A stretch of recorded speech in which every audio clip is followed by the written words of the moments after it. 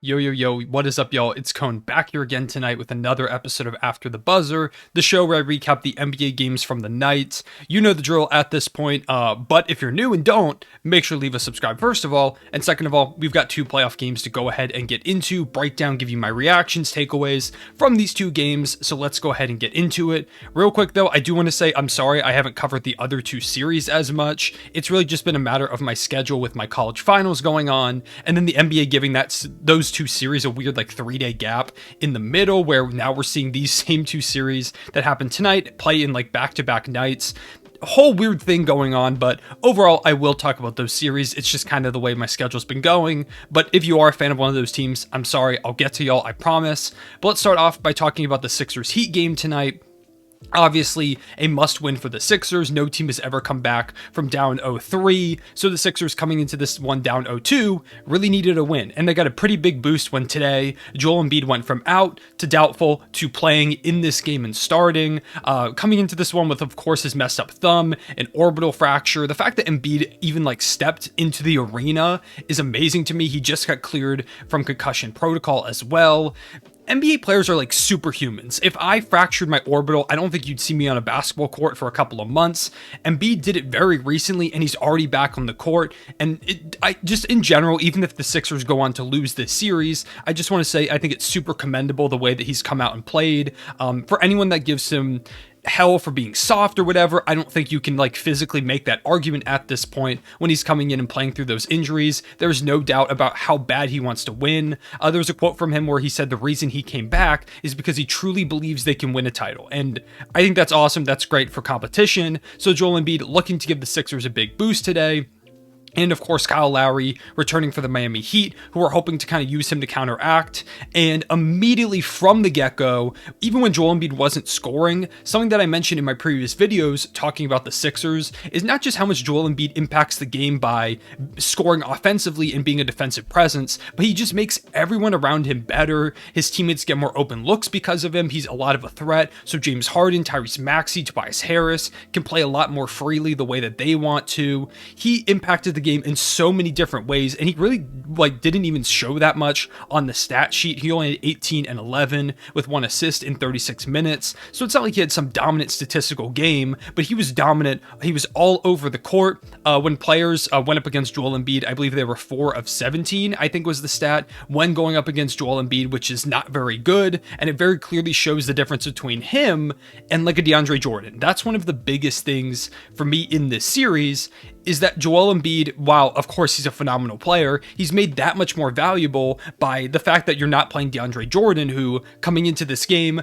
Bam Adebayo was shooting around 90% on DeAndre Jordan whenever he was being guarded by him. And in this game, Bam was really a non-factor. He only had 9 points in 34 minutes after having a really good first couple of games. So that was a very clear fall off for him. Jimmy Butler put up a 33-point performance, but overall it wasn't enough. Sixers taking this one by 20 points, 99-79. It was a really low scoring first half. And while both teams kind of turned it up a little bit in the second half, the Heat only scoring 79 points is not a good sign for them. Embiid didn't score that much. The Sixers only scored 99 points, but if Embiid is going to cause you that many problems by being defensively on the court, it's going to get rough. One of my biggest concerns for this Heat team that I talked about for the last month or so leading up to the playoffs was, can they be consistent offensively? We know they've got that defense, but Jimmy Butler has shown some inability to score here and there, but he did great tonight. That is not on him at all, but the rest of the guys really didn't show up. You had 4 points from PJ Tucker, like I mentioned, 9 from Bam Adebayo, 9 from Max Strus, who shot a lot to score just 9 points, 14 from Tyler Hero. Kyle Lowry had 0 points in 25 minutes. It was one of his rougher performances. 6 from Victor Oladipo. So it was Jimmy with 33, 14 for Tyler Hero, and then the next guys had 9. You're not going to win like that in the NBA playoffs going up against the Philadelphia 76ers. Joel Embiid was such a big disruptor in this game, just being that presence down low, deterring guys from the rim, forcing them to take so many more contested shots, because what kept happening is in the first half of these games, the Heat would kind of warm up, and then really in the second half, the Heat would find their groove, they'd get a lot of open looks, and they'd start falling, and they would slowly pull away from the Sixers.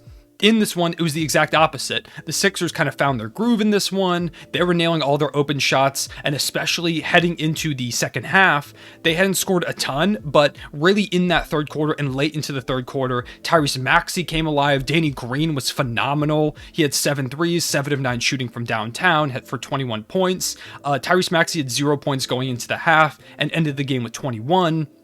James Harden only had 17, but he was pretty solid. Embiid, like I mentioned, had 18. The bench, still not phenomenal, but they really didn't need them to be. They played pretty solid minutes defensively. Matisse Thybulle, who's known for his defense, has been kind of rough these first couple games, but really he made a great impact defensively. In this one, he toned down the issues a lot, and they need him to be really, really good defensively for the lack of offense that he has when he's on the court. So he did step up in that department today, and really just all of those factors, Joel Embiid being a big defensive presence, the Sixers knocking down some more shots, Embiid giving more open opportunities.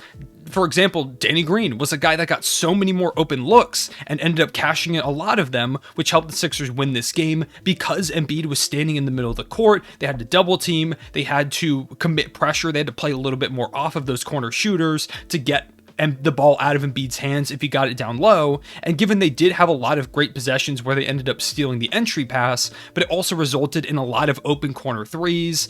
Danny Green and Tyrese Maxey also had this one great two-man game, kind of play where Danny Green took the ball, pump faked, drove in a little bit, kicked it back out to Maxey, and then Maxey started to drive, and because he's so quick and he's got that lethal floater, 2 guys collapsed on him and he kicked it back out to Danny Green, who fell back behind in the corner around the 3-point line, sunk it in. He was really, really good tonight. And I think when you have Embiid on the court, guys are able to get more into their offensive flow, even when he's off the court. It was just such a big impact immediately in this game and over the course of it, and it feels like a seismic shift in this series. This is a series. It still is the Heat series. It is 2-1 Heat, but really Joel Embiid, the impact that he made on this game, it feels more than just this game. It feels really substantial. If I had to guess, I think this one goes back to Miami tied 2-2, which would be a huge accomplishment for the Sixers coming into these first 2 games without Joel Embiid. Like something I said in my preview video for the second round is that I really think the Sixers have a shot at this if they can get Embiid back by game 3. They did, they won game 3, and now they've got a shot at this thing. So shout to the Sixers, shout to Joel Embiid for coming in and even just playing, never mind playing pretty well. Shout to the other guys as well, Tyrese Maxey, Danny Green, pretty big win for them. For the Heat, they've got to figure this thing out. They need Bam Adebayo to be more aggressive. The fact that he can't stretch the floor hurts the Heat a lot. I don't know why Bam just doesn't try shooting some threes. He's decent from mid-range, shooting around 40% from there for a good part of his career. I don't know why he just doesn't step out and take a couple of threes, because Joel Embiid is able to kind of just roam in the paint because he doesn't have to step out on Bam Adebayo that much. I don't really know why he doesn't do that. If a Heat fan can enlighten me, go ahead and do it, but just something I kind of observed. So the Heat looking to bounce back next game, but big win for the Sixers. And then the other series, the Suns versus the Mavericks, once again, a must win for the Dallas Mavericks, who did get the job done at home, 103-94 in this one. They won it pretty big in the third quarter as well, going up, I think, as many as 18 points. The Suns did bring this back in the fourth quarter and make it kind of close. I think they brought it within 9 or 11.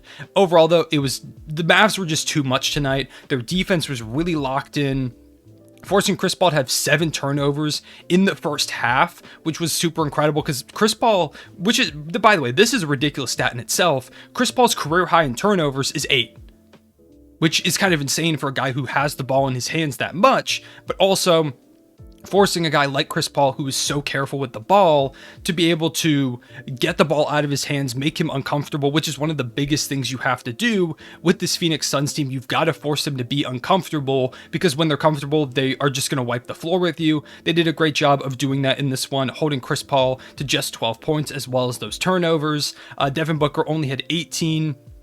They did a lot better job on DeAndre Ayton, who only had 16 and 11. They need Ayton to have big games in this one, take advantage of the lack of size for the Mavericks and really make them pay. Jay Crowder had a really good game with 19, but other than that, Mikal Bridges had 12, 6 from Cam Johnson, 8 from JaVale McGee, 0 from Cam Payne. It just overall was not a good offensive performance from the Suns, mainly due to the defense of the Mavericks, who were also hitting their threes in this one. Reggie Bullock had 15 points, and it felt like every time the Suns got a little bit of momentum, he was there to knock down a 3. Jalen Brunson was phenomenal. He was really the guy they needed to step up big time. He had 28 points, 26, 13, and 9 from Luka, who continues to be amazing in this series. Spencer Dinwiddie only 4, 4, and 4. I still think they need him to step up more if they want to ultimately win the series, but he was all right for tonight, I guess. 14 from Maxi Kleber, and they end up winning this with 103 points. Holding the Suns to 94 is a really impressive feat for a team that is so they're just really a machine offensively. There's not a lot of ways you can truly stop them. So to hold them to only 94 points, I thought was really impressive. Big win from the Mavericks. Shout out to Luka Doncic, who continues to play great, Jalen Brunson, who really stepped up, and all the shooters. One of the things I said in my last video is that for the Mavs to get back into this, they were going to need Jalen Brunson to step up, and they were going to need to hit their shots while also giving the Suns some problems defensively, which is a lot to ask, but they were able to pull it off tonight, so this was a huge win. I'm excited to see the way Game 4 goes, how Phoenix responds. They're not a team that goes down very easily, so I expect Game 4 to really be a bloodbath, and I think it's going to be one of the best games of this series. So, those are my thoughts on these games tonight. Let me know what your takeaways were in the comment section below. I'd love to hear what y'all have to say. Make sure to leave a like and subscribe if you did enjoy, or if you're new, trying to hit 10K subscribers by the end of the playoffs. I appreciate y'all watching. I will see you all later. A real one, say it back.